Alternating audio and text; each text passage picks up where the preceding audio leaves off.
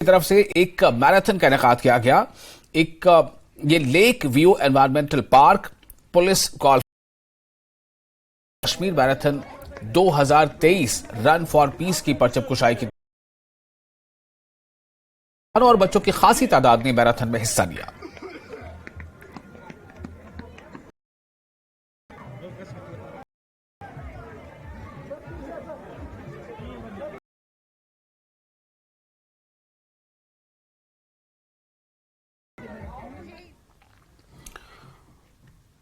और इसके साथ ही कई ऐसी आज लगातार कई जगहों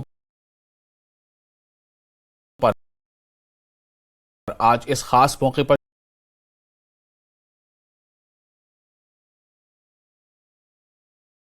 गया तो ऐसे कई प्रोग्राम लगातार हो रहे हैं और हर जगह से एक खास पैगाम ये दिया जा रहा है कि किस तरह से जो गांधी ने जो पैगाम दिया था अहिंसा का, और अहिंसा के साथ साथ सत्य और अहिंसा, अगर इस पर हम अटल रहे तो हम बड़ी से बड़ी कामयाबी भी हासिल कर सकते हैं।